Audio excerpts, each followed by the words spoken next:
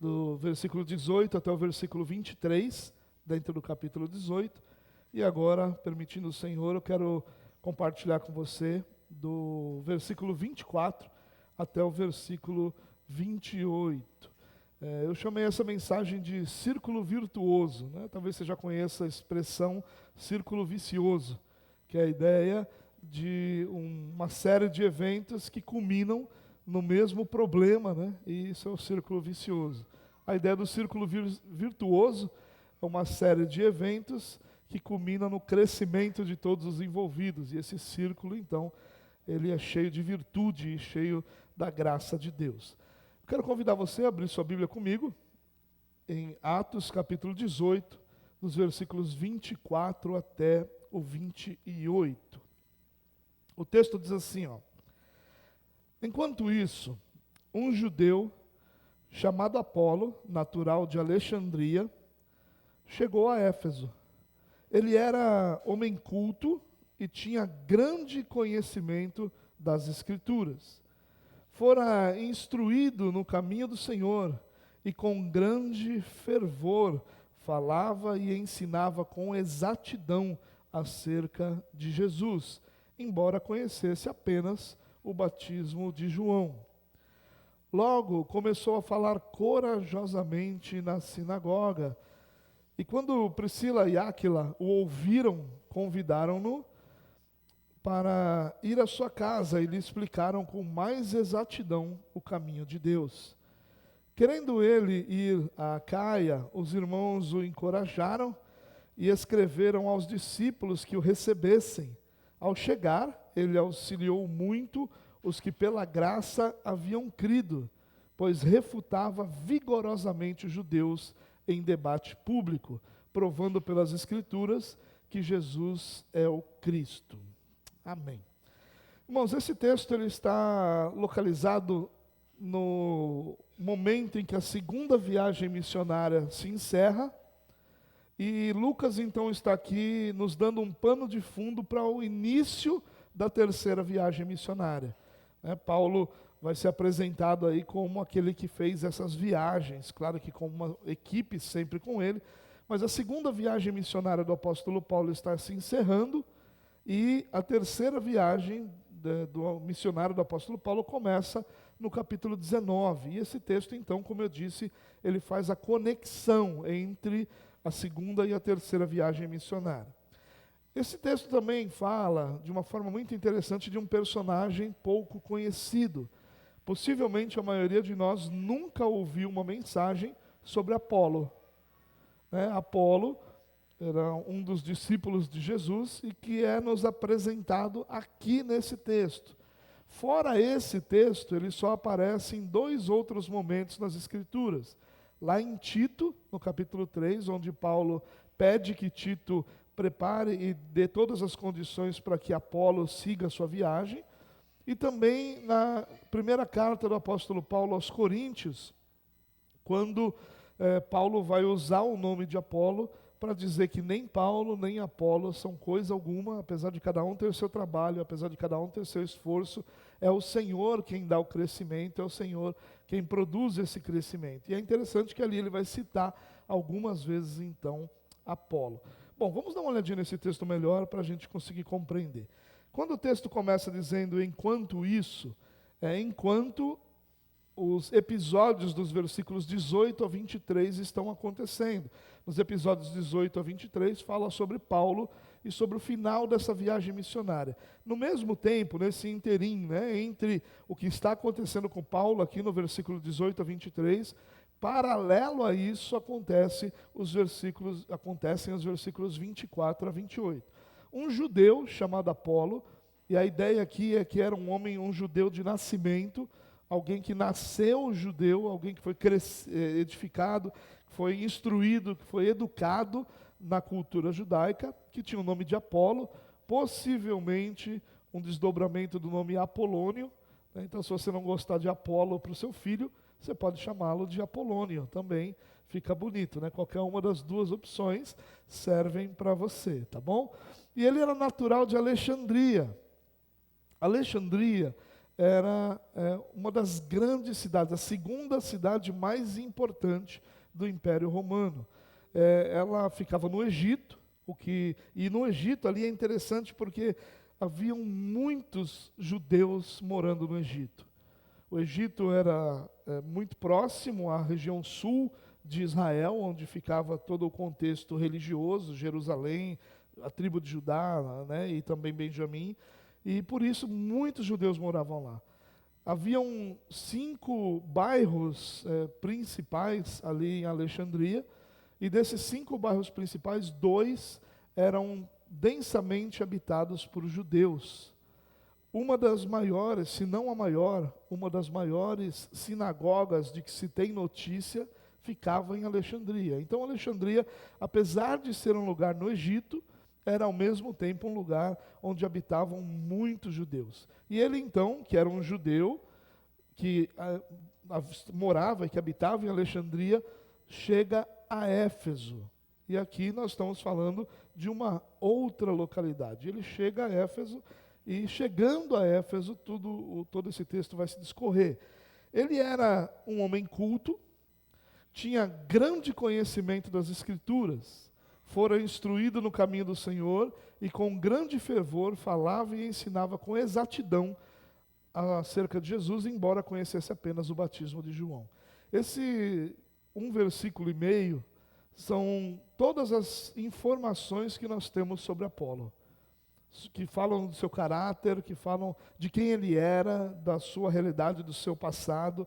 Tudo isso está conectado nesse texto aqui, nesses versículos. O que fala dele? Ele era um homem culto, ele era um homem poderoso em palavras, ele era alguém que tinha grande conhecimento das Escrituras, o que significa que ele foi não só educado, mas ele foi instruído de uma forma ainda mais profunda nas Escrituras, e o texto diz isso, fora instruído no caminho do Senhor, e aqui já falando sobre Jesus, falando que ele conhecia não só a lei de Moisés, não só o que nós conhecemos como Antigo Testamento, mas conhecia também o caminho, conhecia também a instrução a respeito de Jesus. E com grande fervor, ele falava e ensinava com exatidão acerca de Jesus. Então também fala um pouco sobre a sua característica. Ele era aquele homem fervoroso, ele era aquele homem que falava de forma poderosa, né? E tanto que o texto vai dizer que ele é poderoso em palavras, e ensinava com exatidão. Ele era um professor com uma boa didática, com um bom conteúdo, com excelente qualidade de ensino, e ele ensinava com exatidão acerca de Jesus. E aí tem um detalhe aqui, embora conhecesse apenas o batismo de João. Nós não sabemos quando esse homem se converteu. Nós sabemos que ele não conhece aqui o que aconteceu em Atos capítulo 2. Ele não conhece aquilo que se desenvolve em Pentecoste. Ele só conhece o batismo de João. O que era o batismo de João? O batismo de João era o batismo do arrependimento. O batismo que João o Batista pregava era o batismo do arrependimento. Então, qual o batismo que ele não conhece? Ele não conhece o batismo em nome de Jesus. O batismo que representa o novo nascimento, que representa a aliança de Deus, o batismo que representa a presença do Espírito Santo. Entenda bem aqui, irmãos, o contraponto aqui não é o batismo de João e o batismo com o Espírito Santo. O contraponto aqui é o batismo de João e o batismo em Jesus Cristo. O batismo ensinado por Jesus. Então ele conhece o batismo de João Batista. Aquele que eles dizem que eles deveriam ser batizados como símbolo do arrependimento dos seus pecados. Então o que ele conhece da obra de Jesus? Ele conhece a sua vida, a sua obra, sua morte, sua ressurreição. E o batismo está conectado ao arrependimento. É aquele batismo que as multidões vinham a João Batista para se batizarem. E ele diz, a raça de víboras, quem os ensinou a fugir da ira vindoura? Ou seja, quem ensinou vocês que por um batismo vocês estão demonstrando arrependimento e vão fugir dessa ira? É esse batismo. Quando Jesus, lá em Mateus 28, diz que a gente deveria fazer discípulos de todas as nações, batizando-os em nome do Pai, do Filho e do Espírito Santo, esse é o batismo de Jesus. É um batismo de inserção na família de Deus, ou o batismo da confiança dos pais na aliança, quando entregam seus filhos, trazem seus filhos para o batismo. Não é o batismo com o Espírito Santo. Não é uma segunda bênção, é o batismo em nome de Jesus. Ele não conhecia isso, mas ainda assim ele ensinava com exatidão a respeito do que ele sabia, a respeito da vida, da obra, da morte e da ressurreição de Jesus. Mas olha que detalhe interessante. Logo começou a falar corajosamente na sinagoga. Esse era o costume de todo cristão naquela época, cristão judeu, lógico, né? Eles iam às sinagogas e falavam para os judeus a respeito de Jesus Cristo. E quando Priscila e Áquila, um casal que Paulo havia conhecido e que agora faziam parte da equipe missionária de Paulo, o ouviram, convidaram-no para ir à sua casa e lhe explicaram com mais exatidão o caminho de Deus. Olha que bonito isso. Priscila e Áquila, aqui tem um detalhe, né? Todas as vezes que a gente passa por isso, por que o nome Priscila está na frente do nome Áquila? A gente não tem uma explicação clara sobre isso e não tem nada a ver sobre ser homem ou ser mulher, né? E também não faz, talvez possa até ser uma questão apenas literária, possa ser que Priscila tivesse uma posição de preeminência, mas aqui cabe um parêntese interessante, irmãos, e principalmente para nós presbiterianos. Nós entendemos pelas Escrituras que a liderança, o governo da igreja é exclusivamente masculino. Por isso nós não temos pastoras, por isso nós não temos diaconisas, por isso nós não temos presbíteras. Só que isso pode nos levar ao engano de que nós desvalorizamos o serviço das mulheres. E isso não é nem de perto a verdade, nem de longe a verdade. Nós entendemos claramente que as mulheres têm seu lugar no reino de Deus e que servem no reino de Deus com toda a grandeza e beleza para a qual Deus as chamou. Então as mulheres, sim, elas ensinam na igreja. Elas ensinam nas escolas dominicais, elas ensinam nos cursos, nos cultos que são feitos, elas participam da obra de uma forma ativa. O que nós entendemos ser exclusivamente masculino como responsabilidade do homem, não tem a ver com a mulher, tem a ver com o fato de Deus ter dado essa responsabilidade. Não tem a ver com a mulher ser inferior, não tem a ver com a mulher não ter as capacidades, não tem a ver com nada disso, senão com o fato de que Deus decidiu dar essa responsabilidade aos homens. Então não é uma escolha dos homens, é uma responsabilidade que os homens têm. Eles foram chamados para governar a igreja e sobre eles está uma responsabilidade que cabe exclusivamente sobre os homens. Mas isso não tem absolutamente nada a ver com o fato da mulher ser menor, ser inferior ou de não poder servir. Ao contrário, nós encontramos dezenas de mulheres servindo. E aqui, simplesmente pelo fato do próprio casal estar sendo mencionado, ainda que o nome na frente ou atrás, isso não é importante, mas o fato do próprio casal estar sendo mencionado valoriza a importância que as mulheres têm no reino de Deus e na igreja. Não existe um ministério que o homem exerça sem que ele tenha a sua esposa com ele.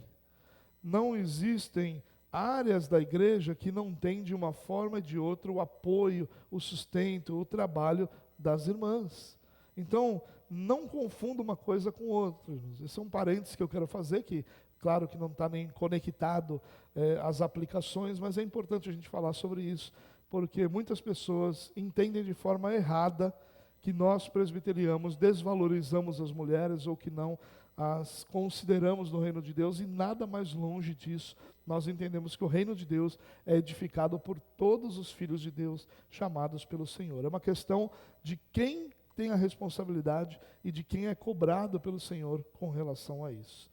Bom, fechando o parênteses, Priscila e Áquila ouvem Apolo.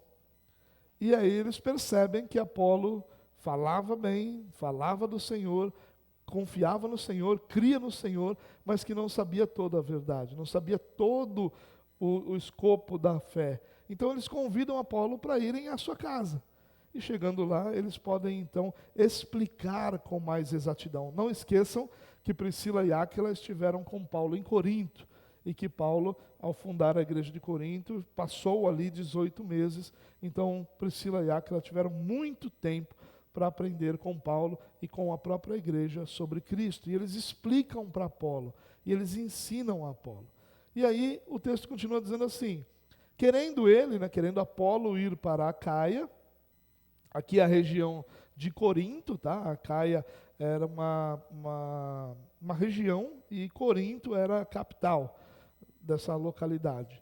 E os irmãos o encorajaram e escreveram aos discípulos que o recebessem. Olha que interessante.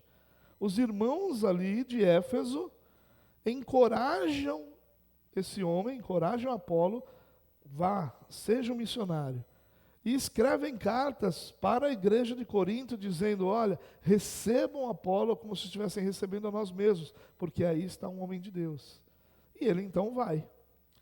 Ao chegar, ele auxiliou muito os que pela graça haviam crido. Então ele auxilia a igreja, ele auxilia os discípulos, pois refutava vigorosamente os judeus em debate público, provando pelas Escrituras que Jesus é o Cristo. Bom, essa é a história. E o que nós podemos aprender dessa história? Irmãos, Apolo, ele aparece aqui e depois ele vai ser mencionado, como eu já disse. Não aparece mais de forma a termos um texto que fale dele, que explique alguma das suas obras. Ele vai, como eu disse, mencionado em Tito e em 1 Coríntios. Mas aqui ele é a figura central. Talvez um detalhe interessante, né, onde Paulo ou Pedro ou nenhum dos outros apóstolos é a figura principal do texto, mas o próprio Apolo. E aqui existem algumas lições para nós, irmãos. Existem algumas aplicações que são importantes e que são valiosas para a nossa vida, e são elas que eu gostaria de compartilhar com você. Eu separei 4 delas, né? Eu tentei ficar nas 3 e tentei ir para 5, mas não consegui. Então hoje eu vou ficar nas 4 aplicações mesmo, e eu quero compartilhar essas 4 aplicações com você, na esperança de que nós possamos ser encorajados a, como Apolo, Priscila e Áquila, termos um papel relevante dentro do reino de Deus. Bom, a primeira aplicação desse texto para a nossa vida é que o cristão humilde está sempre disposto a aprender. E por mais natural que isso possa parecer, não é comum. Nós temos visto muitos cristãos que insistem em não aprender mais, que insistem em manter aquilo que eles já receberam como a verdade absoluta.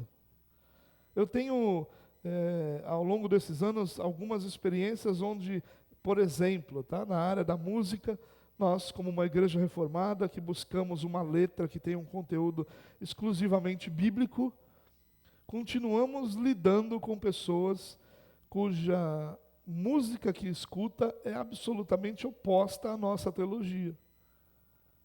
E por mais que a gente fale sobre isso, da importância do que a gente escuta, a importância da música, nós vamos sempre ter pessoas que insistem naquilo que gostam, naquilo que já receberam, naquilo que já aprenderam, sem disposição para aprender algo novo.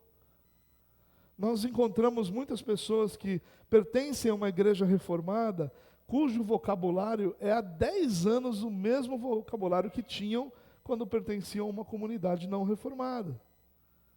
Nós temos pessoas cuja compreensão, cuja cosmovisão, mesmo passando tempos expostos às Escrituras, permanece aquilo que era antes de terem sua vida expostas às Escrituras. Isso é um problema para nós, irmãos, porque isso é o reflexo de um orgulho enrustido em nosso coração. Um orgulho oculto em nosso coração. O desejo que nós temos de termos aquilo que nós pensamos ou gostamos como verdade e fechamos o nosso coração e não mais ouvimos ou não mais aprendemos ou não mais crescemos. Preste atenção em quem era Apolo, irmão.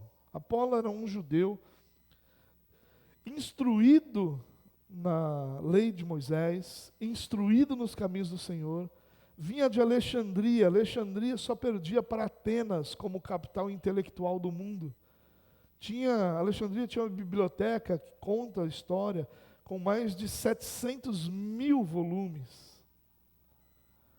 Alexandria era uma cidade intelectual. Apolo era um homem intelectual, tanto que muitos teólogos advogam que Apolo seria aquele que escreveu Hebreus, por conta da beleza e do refinamento que há ali no texto. A maioria das pessoas descarta Paulo porque o grego de Hebreus ele é muito mais refinado, ele é muito mais erudito, ele é muito mais bem escrito do que o grego que Paulo usa nas suas próprias cartas. E por conta disso, muitos advogam que Apolo poderia ter sido. A gente não tem nenhuma prova disso, é uma conclusão que vem só do refinamento de um e do refinamento de outro.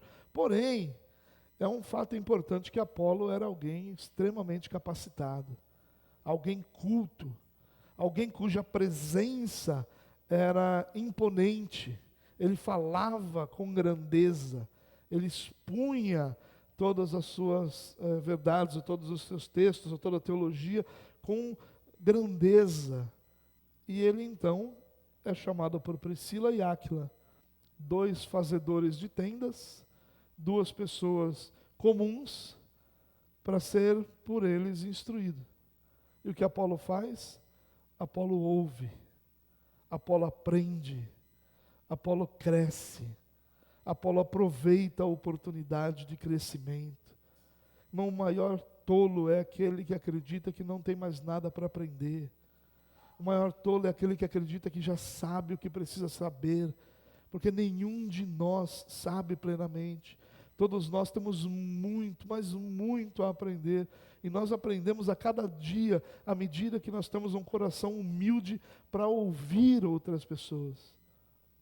E muitas vezes o que nós queremos ouvir são pessoas, são os figurões. Se o figurão falar, é outra coisa. Mas se pessoas comuns falam, os meus próprios irmãos falam, meu coração talvez não seja tão humilde para ouvir. Isso é um grande problema, irmãos, porque o cristão humilde, ele está sempre disposto a aprender. E nós só vamos ver crescimento, desenvolvimento na vida do cristão que está disposto a aprender. O cristão que sabe, o cristão que não olha para as oportunidades como possibilidade de crescimento. Esse é normalmente aquele que, estagnado, continua achando que tem todas as respostas. Apolo não. Apolo aproveitou a oportunidade. Apolo talvez fosse socialmente superior a Priscila e Áquila. Talvez culturalmente ele fosse superior a Priscila e Áquila.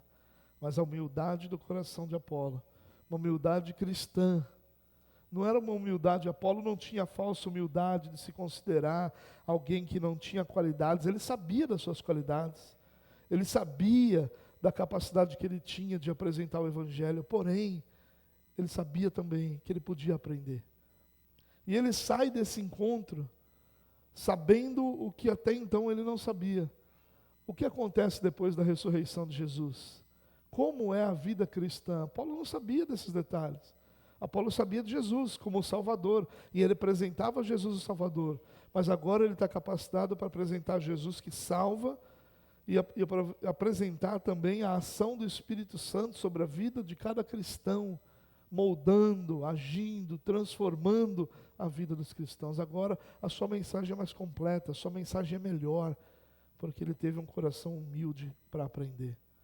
Irmão, em nome de Jesus, meu convite, meu desafio para a sua vida essa noite, e é o desafio que eu faço para o meu coração também, é que nós sondemos o nosso coração, questionando se nós somos humildes o suficiente e dispostos o suficiente para ouvir aquilo que é diferente do que nós somos ensinados a vida toda, daquilo que é diferente do que nós temos como certo, e confrontarmos isso, não com o que outra pessoa está falando, mas com o que as Escrituras nos ensinam. Porque eu não estou falando aqui de você ouvir alguém mais velho porque o mais velho tem experiência. Ainda que isso seja verdade, não é disso que eu estou falando. Eu não estou falando sobre você ouvir um superior, porque o superior tem um grau diferente, e por ter um grau superior ele deveria saber mais. Não é disso que eu estou falando também. Até porque na prática nem sempre isso acontece. O que eu estou falando é, o teu coração é humilde o suficiente para que você aprenda do Senhor. O instrumento que o Senhor vai usar para isso, pouco importa. O de Apolo foi Priscila e Áquila. Mas poderia ter sido qualquer outra pessoa, qualquer outra circunstância. A pergunta é, de tudo que você já sabe, ainda há espaço no seu coração para que o Senhor te ensine, para que o Senhor te edifique, para que o Senhor molde você e torne você e a sua mensagem ainda mais forte, mais poderosa?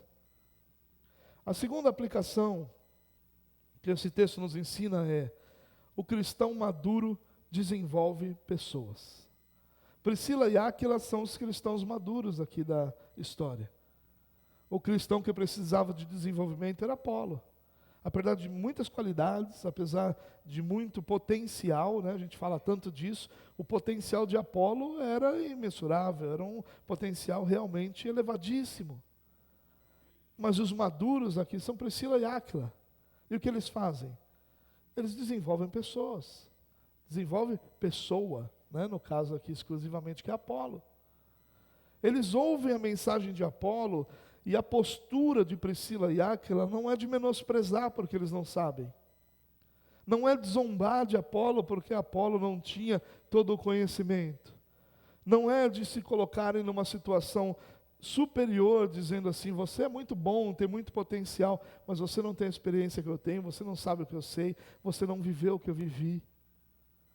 Olha que interessante, a postura de Priscila e Áquila como cristãos maduros é de desenvolver pessoas, é de instruir pessoas, é de tomar Apolo e dizer: Apolo, vem aqui em casa, vamos fazer e vir aqui em casa era fazer uma refeição.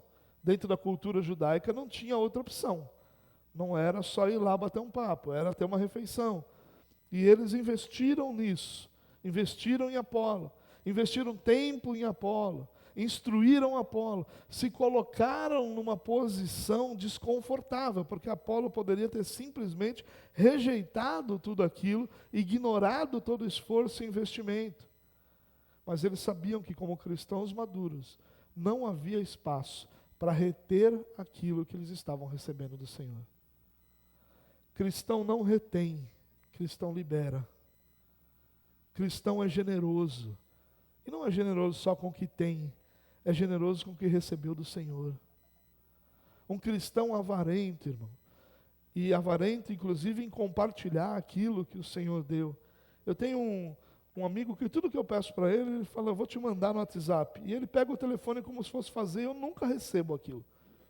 Fica sempre para mandar depois, sempre para mandar depois. Mas eu já cheguei à conclusão de que é avareza. É um desejo de não compartilhar a grandeza do que ele tem, do que ele sabe. Isso a gente vê o tempo todo, irmãos. Pessoas com quem nós trabalhamos que fazem questão de esconder o segredo das coisas para que você não cresça. Pessoas que fazem questão de bloquear as portas para que você não as passe e cresça na sua vida. Mas isso não cabe dentro do Evangelho e muito menos dentro da vida de um cristão maduro. O cristão maduro, ele compartilha o que ele recebeu do Senhor. Ele investe em outras pessoas. O cristão maduro não tem outra missão senão edificar as vidas que estão ao seu lado. E ali Priscila e Áquila desenvolveram Apolo. Ao desenvolver, preste atenção nisso, ao desenvolver Apolo, eles estavam fazendo uma extensão do conhecimento deles num lugar que talvez eles nunca mais pudessem estar ou nunca mais pudessem ir. Os tentáculos do reino foram desenvolvidos, cresceram, alcançaram lugares que não alcançariam apenas com Priscila e Áquila. Cristão maduro desenvolve pessoas, irmãos. E aí, o meu desafio para você é isso, é você pensar: o que você tem investido em pessoas? O que você tem investido na vida de alguém? Tem alguém, irmão, que você já abraçou como o seu Apolo e tem investido nele? seja investido tempo, seja investido dinheiro, porque algumas coisas custam dinheiro, compartilhado aquilo que o Senhor tem lhe dado, sem reter, sem segurar, sem guardar para você as belezas do que o Senhor tem te dado. Esse é um desafio para nós, irmãos, para que nós caminhemos ao lado de alguém que tem o potencial de Apolo, mas que não tem o conhecimento de Priscila e Áquila. E os maduros precisam trazer isso aos cristãos, precisam fazer isso, caminhar com isso. Essa não é uma função que nós podemos delegar às redes sociais, aos vídeos do YouTube. Nós não podemos delegar a essas plataformas. Isso é uma função nossa, pessoal, de caminhar e edificar vidas, edificar pessoas, desenvolver pessoas. Em terceiro lugar, a terceira aplicação é: a igreja madura envia pessoas. Irmãos, poucas coisas são mais mesquinhas do que a frase que às vezes eu ouço: eu espero que a nossa igreja permaneça pequena, porque uma igreja pequena é uma delícia. É a mesma coisa que Pedro, Tiago e João disseram para Jesus, quando no Monte da Transfiguração, eles viram Elias e Moisés e falaram: Senhor, vamos fazer aqui 3 tendas, uma para cada um, vamos ficar aqui para sempre. Sabe o que eles estavam dizendo? Os outros 9 discípulos, larga eles lá, eles que se explodam. E aquele monte de gente que creu no Senhor, eles que se virem, nós vamos ficar aqui com o Senhor. Olha a mesquinhez disso. Olha a mesquinhez desses homens. Nós queremos o Senhor nesse momento de glória só para nós, para mais ninguém. Preste atenção nisso, irmão. Olha a grandeza que há em compartilhar o que nós temos. E olha a mesquinhez que há em retermos aquilo que o Senhor tem nos dado. Quando Apolo, porque perceba o que o texto diz, querendo ele ir para Caia. Não foi a ideia do pastor da igreja. Não foi a ideia do pastor da igreja. Não foi a ideia do conselho da igreja. Não foi a ideia do conselho missionário. Foi o próprio Apolo que entendeu de Deus que ele tinha que ir. O próprio Apolo. O texto diz: querendo ele ir para Caia, os irmãos o encorajaram. Os irmãos poderiam dizer: não, Apolo, você vai ser muito mais útil aqui. Você vai ser muito mais bem aproveitado aqui. Aqui você já conhece todo mundo. Aqui nós podemos instruir você. Você está indo bem. O povo gosta da sua pregação aqui. Você tem uma pregação assim avivada.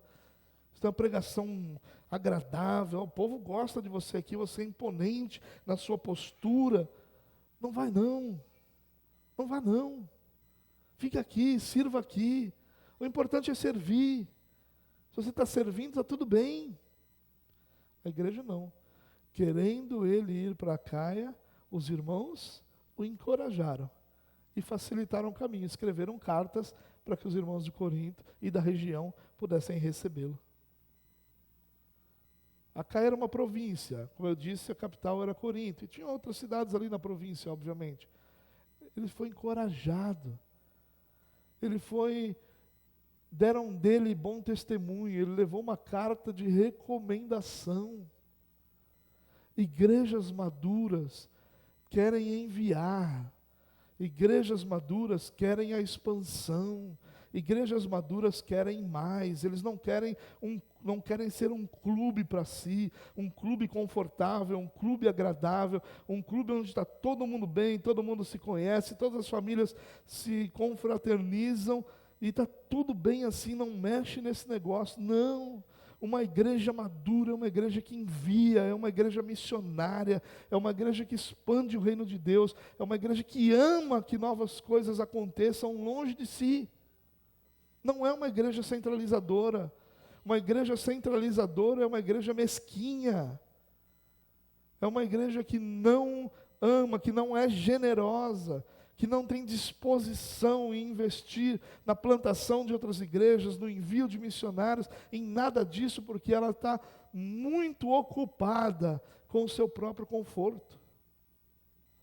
E o que nós temos hoje são muitas igrejas imaturas e mesquinhas, que nunca deixariam Apolo ser enviado. Não, de jeito nenhum. Vamos perder um pregador desse? De jeito nenhum. Essa é uma lição para nós, irmãos. Igrejas maduras enviam pessoas. Igrejas maduras são missionárias. Igrejas maduras expandem, plantam outras igrejas, amam que o reino de Deus se expanda, amam que os seus próprios líderes cresçam a ponto de precisarem de outros lugares para desenvolver o reino de Deus. Amam que hajam tantos líderes a ponto de ser impossível que todos sirvam ao mesmo tempo, e isso torne necessário que outras igrejas sejam plantadas e que alguns sejam enviados para outros trabalhos. Igrejas maduras enviam. E por último, a última aplicação que eu queria compartilhar com você. O cristão preparado edifica a igreja de Deus. E preparado aqui, eu usei essa palavra para me referir ao que aconteceu com Apolo. Ele foi instruído, ele foi moldado, ele foi discipulado, e a partir disso ele pôde ser enviado. Esse cristão preparado que foi enviado, ele edifica a igreja de Jesus. Ele edifica a igreja de Deus. Ele faz com que a igreja de Deus seja abençoada. A igreja de Deus ama ser edificada por essas pessoas, e essas pessoas amam edificar a igreja. E eles são instrumentos de Deus para que a igreja seja edificada. Olha o que o texto diz. Ao chegar, ele auxiliou muito os que pela graça haviam crido, pois refutava vigorosamente os judeus em debate público, provando pelas Escrituras que Jesus é o Cristo. Olha que bênção. Enviado pela igreja, edificado e discipulado por Priscila e Áquila, agora ele está servindo, lá em Corinto, lá na província da Acaia, e agora ele está edificando a igreja.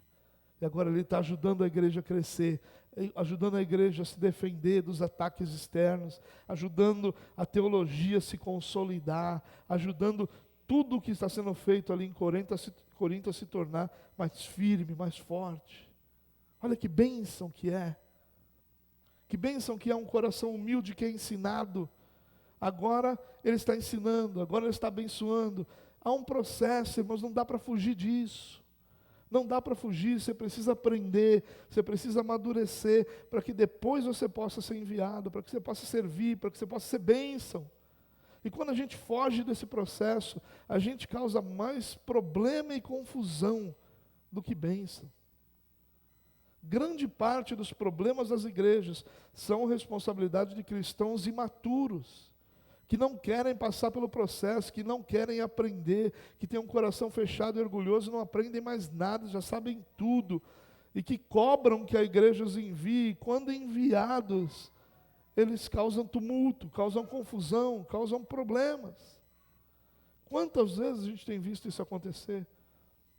Mas cristãos preparados, cristãos edificados, cristãos humildes o suficiente para aprender do Senhor, para aprender dentro do que o Senhor tem feito em suas igrejas, eles serão os cristãos que, onde estiverem, talvez ele não seja enviado para Corinto, mas lá no local de trabalho onde ele está, lá na faculdade que ele vai fazer, lá entre os parentes dele, ele vai ser bênção, ele vai edificar, ele vai trazer vida onde há morte, ele vai abençoar aqueles que estão abatidos, ele vai trazer alegria aos que estão entristecidos, ele vai ser instrumento do Senhor.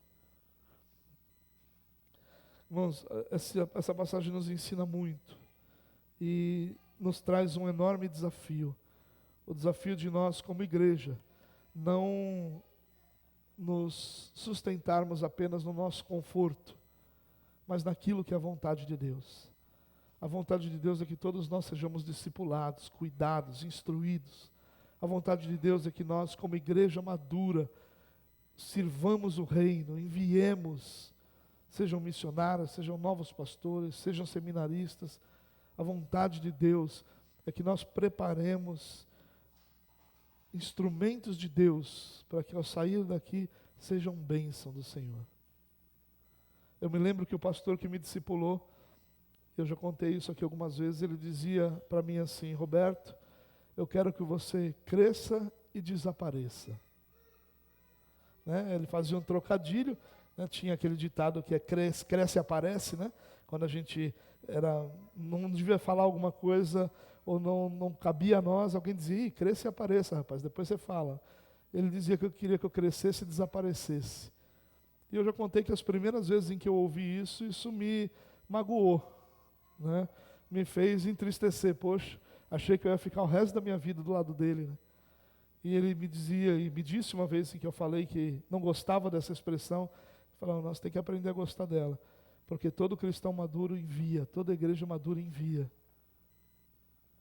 Algumas relações vão ser para sempre, mas a maioria não serão. A maioria dessas relações elas vão ter um tempo, até que o Senhor resolva plantar uma nova igreja, até que o Senhor resolva levantar novos missionários, até que o Senhor resolva levar seus filhos para algum outro lugar. E quando isso acontecer, a nossa igreja deveria celebrar, deveria fazer festa, deveria se alegrar por termos cumprido nossa missão, porque estamos enviando a bênção para outro lugar. Irmãos, que isso que eu compartilhei com você hoje seja um desafio para o seu coração. O desafio de se submeter ao que Deus quer fazer a nós, todos nós como igreja. Deus quer que a igreja seja o local onde você seja instruído e edificado. É através de pessoas da igreja que você vai crescer. Nós como igreja vamos amadurecer, desenvolver pessoas. Vamos enviar pessoas e vamos ver essas pessoas sendo bênção onde elas estiverem. De novo, onde elas estiverem não quer dizer que elas não podem estar na igreja aqui, mas elas estarão lá nos seus empregos, lá nas suas faculdades, lá nos seus cursos, lá nos seus relacionamentos pessoais, nas suas férias, estarão onde estiverem, serão bênção de Deus para a nossa vida. Amém? Vamos orar?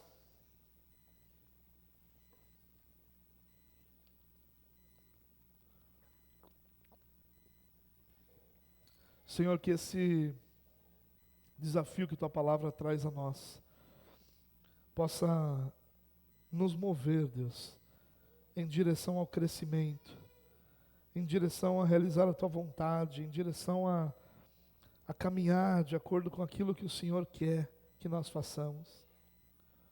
Ajuda-nos, Deus, para que Teu nome e quem o Senhor é sejam exaltados e reconhecidos. Ajuda-nos, Deus, para que nós alcancemos a maturidade que nos dispõe a edificar outras pessoas. Ajuda-nos a alcançar a humildade que nos coloca no lugar de aprendizes. Ajuda-nos como igreja a ter maturidade tal que nos dispõe a enviar, a plantar, a fazer o Teu reino ser expandido. E dá-nos a alegria, Deus, de vermos cada um daqueles edificados nesse lugar, sendo bênção em todos os lugares onde o Senhor os leva. Ajuda-nos, Deus, que nós possamos assumir o compromisso de edificar pessoas, de enviar pessoas e de amar o Teu reino e a Tua igreja para a glória do Teu próprio nome, Deus.